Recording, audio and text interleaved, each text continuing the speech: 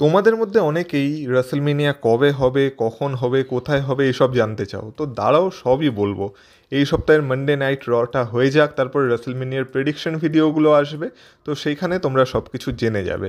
আপাতত এই ভিডিওয়ে কথা বলবো ওই যে তোমাদের বলেছিলাম যে সেথ রলিন্স আর পল হেমনের কী হতে পারে রাসেলমেনিয়ায়, তাদের মধ্যে কি চলছে এটা নিয়ে একটা ডেডিকেটেড ভিডিও বানাবো। তো এটাই হলো সেই ভিডিওটা। এবার এই ভিডিওতে কিছু থিওরি নিয়ে কথা বলবো যে রাসেলমেনিয়াতে কি হতে পারে। হবে বলছি না, হতে পারে। এবার হবে আর হতে পারের মধ্যে যারা পার্থক্য বোঝো তারা এই ভিডিওটাকে এনজয় করবে। বাকি যারা ফেক নিউজ বলা পাবলিক, তারা যা ইচ্ছা কমেন্ট করতে পারো, আমার কিছুই যায় আসে না। তো যারা ভিডিওটার পারপাস বুঝতে পারছো, আশা করি তারা ভিডিওটা এনজয় করবে। তাই তারা ভিডিওটা পুরোটা দেখো, স্কিপ করো না, কারণ তোমরা দেখছো Russell entertainer. So let's start the entertainment.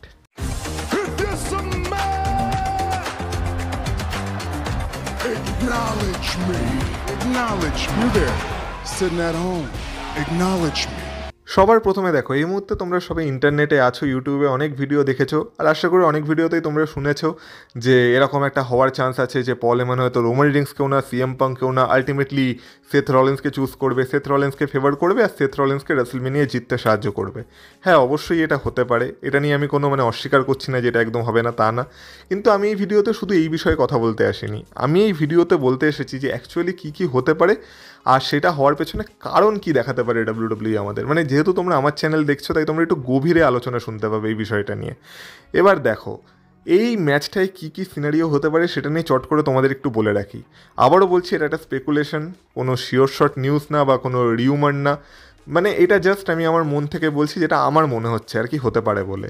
তো প্রথম সিনারিও এটা হতে পারে যে আমাদের পল হেমন যেমন ব্রক লেসনার আর রোমান রিংসের কেসে করেছিল, যে আলটিমেটলি রোমান রিংসকেই পল হেমন সাহায্য করেছিল ব্রক লেসনারের উপরে। তো সেই সেম জিনিস করতে পারে, যেখানে আমরা আলটিমেটলি দেখতে পারি যে রোমান রিংসকেই জিততে পল হেমন সাহায্য করতে পারে, আর এখানে সে তার লয়্যালটি প্রুভ করতে পারে।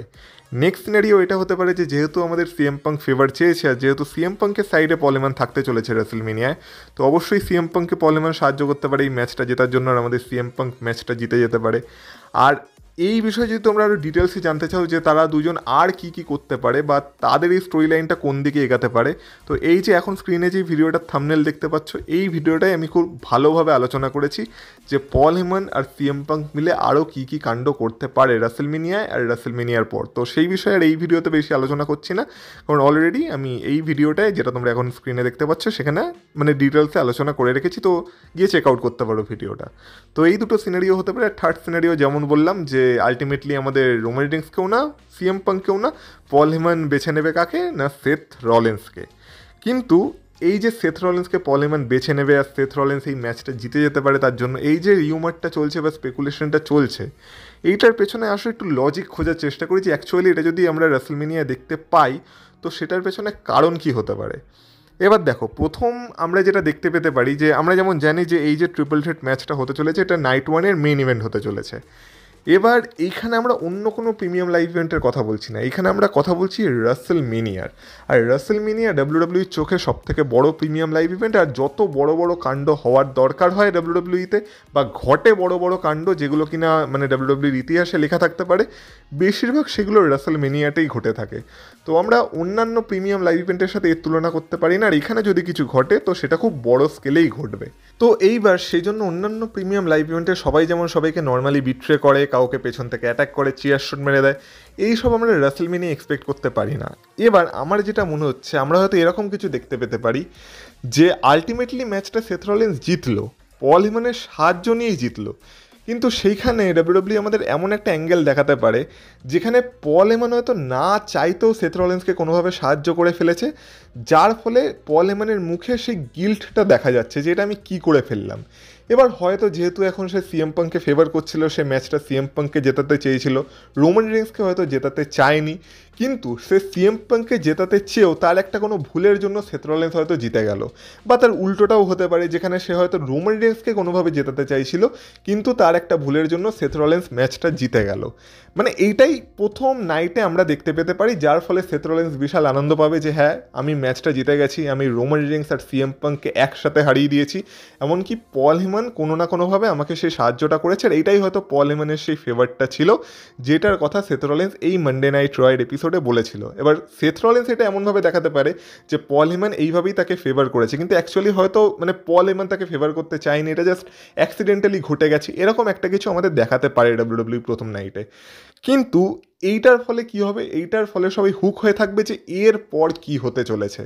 আর কেন আমি বলছি যে পল হেমন মানে একদম সরাসরি কাউকে বিট্রে করবে না, তার কারণ হচ্ছে আমরা যদি আগের ইয়ারে যখন পল হেমন আর কি হল অফ ফেমে গেছিলো তখন তার স্পিচটা শুনি, মানে সরি পল হেমনের স্পিচ না, পল হেমনকে যে ইন্ডাক্ট করতে এসেছিল মানে আমাদের ওটিসি রোমান রিংস, তার যদি আমরা স্পিচটা শুনি তো সেখানে রোমান রিংস একটা কথা বলেছিল যে যতদিন রোমান রিংসের সাথে ওয়াইজ ম্যান আছে ততদিনই রোমান রিংস হলো ট্রাইবাল চিফ, ওয়াইজ ম্যান ছাড়া দেয়ার আর নো ট্রাইবাল চিফ, মানে কোনো ট্রাইবাল চিফের অস্তিত্বই নেই যদি না ওয়াইজ ম্যান থাকে। এবার পল হেমন যদি সত্যি সত্যি রোমান রিংসকে বিট্রে করে দেয়, যেটা সে এখনও করেনি, সিএম পাঙ্কের ফেভারের জন্য এখন সে সিএম পাঙ্কের সাথে আছে ঠিকই, কিন্তু রোমান রিংসকে কিন্তু এখনও সে বিট্রে করেনি। কিন্তু যদি পল হেমন সরাসরি রোমান রিংসকে বিট্রে করে দেয় আর কারোর সাথে চলে যায়, তাহলে কিন্তু রোমান রিংসের এই ট্রাইবাল চিফ ক্যারেক্টারটাও আর থাকবে না। এবার অনেকে বলছে যে যেহেতু এখন আমাদের পল হেমন সিএম পাঙ্কের সাথে চলে গেছে তো সেই কারণে রোমান রিংসের ট্রাইবাল চিফ ক্যারেক্টারটা থাকবে না, একটা নতুন ক্যারেক্টারই রোমান রিংস ইন্ট্রোডিউস করতে পারে। কিন্তু দেখো রাসেলমেনিয়ার জন্য আর এক সপ্তাহ বাকি নেই, এই যে রয়ের এপিসোডটা হবে এটা হচ্ছে রাসেলমেনিয়ার আগে লাস্ট রয়ের এপিসোড, আর তার আগে যে স্ম্যাকডাউনটা হবে সেটা হচ্ছে লাস্ট স্ম্যাকডাউনের এপিসোড। তো এই দুটো এপিসোডের মধ্যে রোমান রিংস তার ক্যারেক্টার চেঞ্জ করবে সেটা আমার মনে হয় না। আর এমনিও জাস্ট কিছুদিন আগে বা কিছু মাস আগে আমাদের সোলো সিকাওয়াকে হারিয়ে রোমান রিংস আবার ট্রাইবাল চিফ হয়েছে, তো এত তাড়াতাড়ি ট্রাইবাল চিফ ক্যারেক্টারটা রোমান রিংস ছেড়ে দেবে সেটাও আমার মনে হয় না। তো ট্রাইবাল চিফ ডাব্লিউডাব্লিউতে থাকবে, আর ট্রাইবাল চিফকে যদি ডাব্লিউডাব্লিউতে থাকতে হয় তাহলে তার ওয়াইজ ম্যানকেও তার সাথে থাকতে হবে। এবার এই যে আমি তোমাদের বললাম যে নাইট ওয়ানে আমরা একটা কনফিউশন অ্যাঙ্গেল দেখতে পাবো যেখানে পল হেমন না চাইতেও সেথ রলিন্সকে সাহায্য করে ফেলবে, তো এটার লিঙ্ক নাইট 2 এর সাথে কীভাবে থাকতে পারে, এবার চলো সেটা নিয়ে একটু আলোচনা করা যাক। এবার দেখো নাইট 2 এর সব থেকে বড় ম্যাচ কি, জন সিনা ভার্সেস কোডি রোডসের ম্যাচ, আর এটাই মেইন ইভেন্ট হতে চলেছে নাইট 2 এর। আর এই ম্যাচে আমাদের মনে রাখতে হবে যদিও রক আর তার দর্শন দেয়নি এলিমিনেশন চেম্বারের পর থেকে, কিন্তু এই ম্যাচে রকের কোনো না কোনো ইনভলভমেন্টও থাকা দরকার। আমি বলছি না থাকবে কি থাকবে না, কিন্তু থাকা দরকার, কারণ রক এই স্টোরি লাইনটায় ভালোভাবে ইনভলভ ছিল, আর জন সিনার হিলটানের পেছনে রকেরও একটা অনেক বড় হাত ছিল। আর রক নিজেকে কি বলে, রক নিজেকে বলে ফাইনাল বস। তো এই যে ম্যাচটা হবে এই ম্যাচেও আমরা এর একটা লিঙ্ক দেখতে পেতে পারি, যেখানে দেখো যেহেতু এখন জন সিনা হিল আর আমাদের কোডি রোডস হচ্ছে ডাব্লিউডাব্লিউর বিগেস্ট বেবি ফেস এই মুহূর্তে, তো কোডি রোডসকে যদি জন সিনা হারিয়েও দেয় কোনোভাবে, মানে যেটা সম্ভাবনা তো অনেকটা আছে এই বছরের রাসেলমেনিয়ায় যে জন সিনা 17 টাইম ওয়ার্ল্ড চ্যাম্পিয়ন হবে আর কোডি রোডসকে হারিয়ে দেবে, এবার সেটা যদি হয়ও তো আমার মনে হয় না জন সিনা ক্লিন কোডি রোডসকে হারাবে। কারণ প্রথম কথা হলো জন সিনার এখন হিল টার্ন হয়েছে, আর হিলদের কাজই হচ্ছে চিটিং করে জেতা, তো জন সিনা যদি ক্লিন কোডি রোডসকে হারায় তাহলে হিল টার্নের মানে কী হলো। তো জন সিনা যদি কোডি রোডসকে হারিয়েও থাকে তো নয় কারো সাহায্য নিয়ে হারাবে, নয় চিটিং করে হারাবে। এবার কারো সাহায্যের কথা মনে পড়লেই সবার প্রথমে আমাদের রকের নাম মাথায় আসে, ট্র্যাভিস স্কটের নাম মাথায় আসে, কারণ এরাই মানে জন সিনার হিল টার্নের সময় জন সিনার সাথে ছিল আর কোডি রোডসকে বিট্রে করেছিল। কিন্তু আমি যদি বলি এইখানেও সেথ রলিন্সের একটা হাত থাকবে, আর এইটার কেন আমি বলছি মানে এটা আমি কেন বলছি সেটাও আমি তোমাদের বলি। আগের বছর কোডি রোডস যে তার স্টোরি ফিনিশ করেছিল, রোমান রিংসকে হারিয়েছিল, তার পেছনে কোডি রোডসের যত না বড় হাত আছে তার থেকে অনেক বড় হাত ছিল সেথ রলিন্সের। কারণ আমরা যদি মনে করে দেখি আগের বছরের রাসেলমেনিয়া সেথ রলিন্স পুরোপুরি স্যাক্রিফাইস করে দিয়েছিল নিজেকে, সে প্রথম নাইটে কোডি রোডসের সাথে ট্যাগ টিমে কম্পিট করেছিল, যার ফলে সে পরের নাইটে মানে নাইট 2তে ড্রিউ ম্যাকিন্টায়ারের কাছে তার চ্যাম্পিয়নশিপ হেরে গেছিলো, ওয়ার্ল্ড হেভিওয়েট চ্যাম্পিয়নশিপ হেরে গেছিলো। তারপরেও যখন রোমান রিংস আর কোডি রোডসের ম্যাচ হয়েছিল তখন সে শিল্ডের গিয়ার পরে সেই ম্যাচে ইন্টারফেয়ার করেছিল, রোমান রিংসের কাছ থেকে একটা চিয়ার শট খেয়েছিল যেটা ছিল সেই ম্যাচের টার্নিং পয়েন্ট, আর সেখান থেকেই কোডি রোডস মোমেন্টাম নিয়ে সেই ম্যাচে রোমান রিংসকে হারিয়ে দিয়েছিল। তো সেথ রলিন্স পুরোপুরি নিজেকে স্যাক্রিফাইস করে দিয়েছিল কোডি রোডসকে জেতানোর জন্য, কিন্তু তার রিওয়ার্ড কি সেথ রলিন্স পেয়েছে? না, কারণ এই যে কোডি রোডসের এই এক বছরের টাইটেল রান চলেছে, কোডি রোডস কিন্তু একবারও সেথ রলিন্সকে অপরচুনিটি দেয়নি নিজে থেকে। তো যেইখানে আমরা দেখেছিলাম যে আগের বছর কোডি রোডসের জয়ের পেছনে সব থেকে বড় হাত ছিল সেথ রলিন্সের, ঠিক তার উল্টোটা আমরা এই বছর দেখতে পেতে পারি, যেখানে আমরা দেখব যে এই বছর কোডি রোডসের হারের পেছনেও সব থেকে বড় হাত থাকবে সেথ রলেন্সের। এবার ওই যে বললাম যে প্রথম রাতেও সেথ রলেন্স পল হেমনের কোনো না কোনোভাবে সাহায্য নিয়ে জিতেছিল, সেটা পল হেমন করতে চেয়েছে বা চায়নি। তো সেইখান থেকেই ডাব্লিউডাব্লিউ আমাদের টিজ করতে পারে যে সেথ রলেন্সের এবার একটা হিল রান আসতে চলেছে। আর তারপর আমরা যখন দেখবো যে সেথ রলেন্স নাইট 2-তে ইন্টারফেয়ার করছে, আমরা সবার প্রথমে এটাই ভাববো যে সেথ রলেন্স আবার কোডি রোডসকে সাহায্য করতে আসছে, কারণ এখন কোডি রোডসের এগেনস্টে অডস আছে, রক, জন সিনা সবাই কোডি রোডসের এগেনস্টে আছে, তো কোডি রোডসের একটা সাহায্য লাগবে, তো সেথ রলেন্স হয়তো আবার আসছে। কিন্তু সেইখানে যখন সেথ রলেন্স কোডি রোডসের উপর টার্ন করবে আর কোডি রোডস যার ফলে ম্যাচটা হেরে যাবে, আর তারপর আমরা যদি দেখি যে সেথ রলেন্স নিজেকে রকের সাথে অ্যালাইন করে নিয়েছে, তো সেইটা হবে রাসেলমেনিয়ার সব থেকে বড় উলটফের যাকে বলে। আর ওইটাই হবে এই বছরের রাসেলমেনিয়ার সব থেকে বড় মোমেন্ট। এবার তোমরা বলবে যে এটা সেথ রলেন্স হঠাৎ করে কেন করতে চাইবে, মানে কেন রকের সাথে নিজেকে ইনভলভ করতে চাইবে। তো দেখো, সেথ রলেন্স ডাব্লিউডাব্লিউতে লড়েই যাচ্ছে একটা কথার জন্য, যে সে রোমান রিংসকে পাওয়ার থেকে নামাতে চায়। এবার কাউকে পাওয়ার থেকে নামাতে হলে আগে নিজেকে পাওয়ারফুল হতে হবে। এবারে দেখো, সিএম পাঙ্কের কাছে তো একটা পাওয়ার আছে, কারণ সে 10 বছর পরে ফিরেছে, এখন তার সাথে পল হেমনও আছে, আর কোনো না কোনোভাবে ট্রিপল এইচের হাতও তার মাথায় আছে, তো সেই কারণে সে রাসেলমেনিয়ার মেইন ইভেন্টও পেয়ে গেছে। রোমান রিংস তো এমনি ডাব্লিউডাব্লিউর একটা অন্য পজিশনই হোল্ড করে রেখেছে, আর তার মধ্যে হচ্ছে সামোয়ান। তো রোমান রিংসের তো পাওয়ার ডাব্লিউডাব্লিউতে আছে, কিন্তু সেথ রলিন্স একজন ভালো সুপারস্টার হলেও আর ডাব্লিউডাব্লিউতে একটা ভালো নাম হলেও তার হাতে কিন্তু সেই অর্থে কোনো পাওয়ার নেই।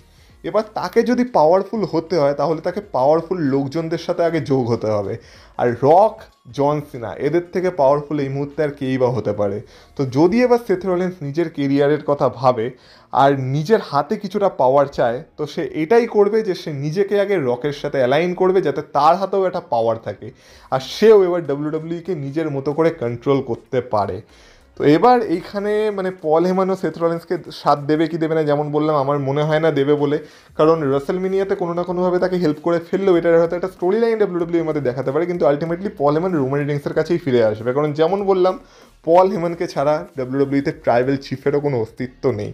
তো সেই অর্থে দেখতে গেলে আমার মনে হয় না পল হেমান আর সেথ রলিন্স একসাথে কোনো দিন অ্যালাইন হবে বলে, আর এই সিএম পাঙ্কের সাথেও পল হেমান বেশি দিন থাকবে বলে। এটা জাস্ট এই রাসেলমেনিয়ার জন্য স্টোরি লাইনটা চলছে, আর আলটিমেটলি কোনো না কোনোভাবে আবার পল হেমান রোমান রিংসের সাথেই চলে আসবে। কিন্তু এইখান থেকে মাঝখান থেকে সেথ রলিন্স নিজের সুবিধাটা বুঝে নিতে পারে আর রকের সাথে ইনভলভ হয়ে এবার সেথ রলিন্সও পাওয়ারফুল হয়ে যেতে পারে। আর আমাদের আর একটা কথাও মনে রাখতে হবে যে রাসেলমেনিয়া জেউসো আর গান্থারেরও ম্যাচ আছে, এবার সেই ম্যাচে জেউসো জেতার সম্ভাবনা সব থেকে বেশি আছে। তো জেউসো যদি ওয়ার্ল্ড হেভিওয়েট চ্যাম্পিয়ন হয়ে যায়, সেটা রাসেলমেনিয়ার একটা ভালো মুভমেন্ট হলো। আমার মনে হয় না সেটাকে ডাব্লিউডাব্লিউ অ্যাজ আ লং রানে বুক করতে চাইবে, কারণ সত্যি কথা বলতে জেউসো মনে হয় না চ্যাম্পিয়নশিপটাকে সেইভাবে ক্যারি করতে পারবে বলে। তো সেই অর্থে আমরা যদি দেখি তাহলে রক হয়তো এবার জেউসোর এগেনস্টে সেথ রলিন্সকে দাঁড় করাতে পারে ফর ওয়ার্ল্ড হেভিওয়েট চ্যাম্পিয়নশিপ, যেই টাইটেলটা একসময় তারই ছিল আর সেই কিনা সেই চ্যাম্পিয়নশিপটার প্রথম মালিক ছিল। তো আবার হয়তো সেই চ্যাম্পিয়নশিপটার জন্য জেউসোর এগেনস্টে এবার সেথ রলিন্সই এসে দাঁড়াতে পারে, যেখানে রকের হাতে এরপর মানে যদি কখনো সেথ রলিন্স জেউসোকে হারিয়ে আবার নতুন চ্যাম্পিয়ন হয়ে যায়, তাহলে রকের হাতে ডাব্লিউডাব্লিউ দুটো চ্যাম্পিয়নই থাকবে, একদিকে জন সিনা আর একদিকে সেথ রলিন্স।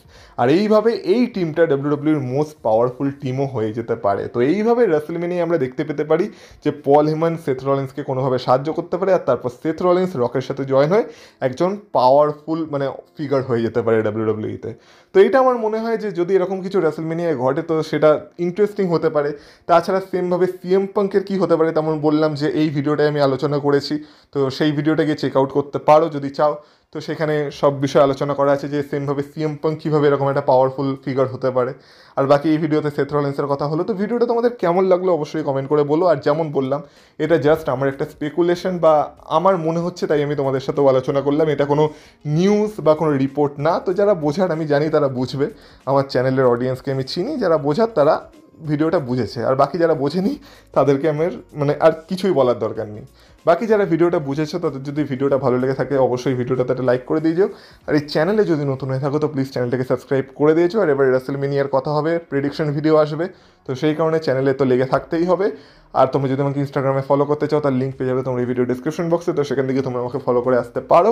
তাহলে তোমাদের সাথে কথা হবে আবার পরের ভিডিওতে, ততক্ষণ তোমরা ভালো থেকো, টাটা।